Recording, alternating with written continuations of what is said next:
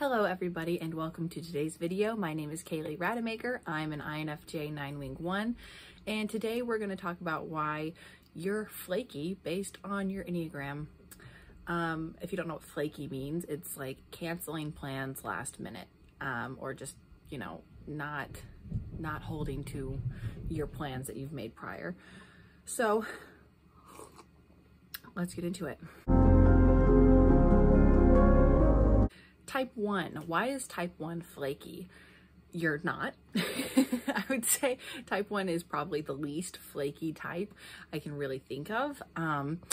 But they don't really overcommit often. They might overcommit, but they also overdo. So they don't tend to put more than they are physically able to do. Like a type 7 might literally book things at the same time of day and be like, oh, I can probably make it. I can squeeze it in there. Type 1 isn't really typically going to be doing that kind of thing. But if type 1 is flaky, I've often seen it's due to outside circumstances of the kids are sick and there's traffic and my boss asked me to come in today and I wasn't originally going to. So like these outside uncontrollable factors are these things where type 1 is going to be canceling plans because something came up that is unavoidable, or might seem unavoidable to the type 1. Whereas it might, you know, for the rest of us, it might seem like, well, like, okay, you can come late or we could reschedule and, you know, come at a different time, but type 1 might just say, you know, enough is enough. If it's not happening at this time of day, it's not happening at all. So anyways, let's move on to type 2. Type 2, why is type 2 flaky? Type 2s, I would tend to say if they're being flaky, maybe they don't feel appreciated. Wherever type 2 feels good and loved and appreciated, they show up 110%. Or if maybe they don't feel appreciated, but they feel validated or feel important in that role. Like I'm able to take care of this in a way that other people aren't, needed, where they feel needed. If they don't feel needed or they don't feel wanted or appreciated, why would they bother? So if they're being flaky, it might be because they're not feeling appreciated. So if you're type 2, is this true for you? If you're not feeling appreciated in a friendship or a relationship, are you more likely to cancel plans that maybe you made before? Okay, next, type 3. Type 3, something better might have come up, or they might be anticipating an awkward situation they'd rather just avoid. The shame types, right? So this awkward anticipation, I've noticed, especially with my husband, who's a 3, of like, anytime he's like, well, maybe we should just cancel. It's like, who's there you don't want to see?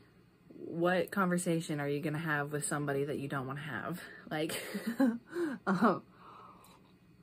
what awkward situation are you anticipating might happen that you don't want to be a part of? Usually that's the case, but, you know, he's not the only type 3 that's ever existed. So, I definitely say something better came up, like, ooh, I was going to do that, but better opportunity. I'm changing my plans, changing my course of action based on what I think is a better situation for me to be in. Why wouldn't I do that? Well, because it means canceling the original plans. Anyways, something awkward you don't want to experience, or something better came up. Type 4. Type 4, I have for any reason, they might be flaking. They might cancel plans for any reason. I don't think type 4s cancel plans more than any other type, but they probably have the most diverse list of reasons of, you know, this doesn't sound fun anymore. I don't feel like going. I physically don't feel like going. My energy is low. I think it's going to be awkward. I don't really know anybody there. I don't feel like peopling today. I just don't want to leave the house. whatever. Insert reason here. Yeah, I don't think 4s necessarily cancel the most, but I think that they have the widest variety of reasons why they are going to cancel. Type 5, kind of the opposite. They probably have the smallest list of reasons why they would cancel, which is also the most simple. I just don't want to go, which is enough said. Type 5 just don't want to anymore. Maybe they made plans and then now they don't feel like it, but they just don't want to go. Usually it's like an energy reason of like, do I really want to share this energy to begin with? Do I really want to be around these people to begin with? Who knows? But now I've decided I'm done. I'm not doing it. So maybe it's that connection between 5 and 8 going to doing, and like, I don't really feel like going to doing right now. But type 5 would be just the smallest reasons condensed down to, I don't feel like going. And they might very well tell you that, or you as a 5 might tell someone that, like, hey, yeah, I actually don't feel like going anymore. I'll see you next time, you know? Or maybe you might not say anything at all and just not show up, or Irish exit if you do go. Like, you might not really say much. Next, type 6. Oh, yes, type 6. Last minute adjustments to a plan, like last minute adjustments. Like, I'm canceling 15 minutes before we're supposed to meet. You might already be there, but I have to cancel because something more urgent just happened.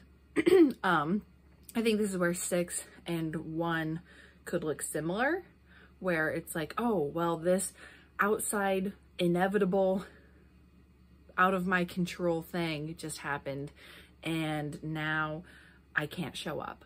Whereas I think looking at it a little more closely for the type 1, those situations are more often actually like an outside unavoidable circumstance of like, I'm literally stuck in traffic, I'm not going to be there. Or like someone is sick and I cannot come, I have to take care of them. Whereas type 6 is often more like last minute, like this just came up, but it might be about something that they've known about for a long time. Like the anxiety of this thing also needing to be done, or this thing also weighing on my shoulders, is pressing now. And so like, okay, I was gonna go, I was gonna meet you for coffee at 9 a.m. and I know for the last month that I have to at some point, you know, go to the bank and get this paperwork turned in. And I actually just realized that today is my last available like day to do it, and I'm gonna do it now. Like, sorry, I have to cancel. I'm too stressed. I'm too anxious to deal with this because I have this other thing that I have to do. Which doesn't seem like reading about type 6s and stuff, it doesn't always seem like that would be the case because they have so much prior planning and they're always looking at the worst case scenario. But they're like, it's hard, I think, for a lot of 6s to prioritize different things, like categories of like urgent, important, urgent, not important, important, not urgent. Like, anyways, so why is a 6 canceling plans with you? It might be because, or why are you as a 6 finding yourself canceling plans all the time? It might be because there's so many things that you have to do, and not knowing when to do them, or in what order to do them, they all kind of get pushed to whenever it's most pressing and other things get swept away. Next is type 7. Type 7 probably, I would say, consistently cancels the most or flakes the most of anyone's type. Like, of all the types, I think probably type 7 is going to be like considered the most flaky because they're also the most spontaneous. So like they're oftentimes like they're the most willing to just like do something and go by that feeling of that day. And so like the reason why I have written down, the reason why they are going to be flaking is because they're overbooked and they literally forgot their prior plans. Like, oh, that was today? Like I had to do that? Oops.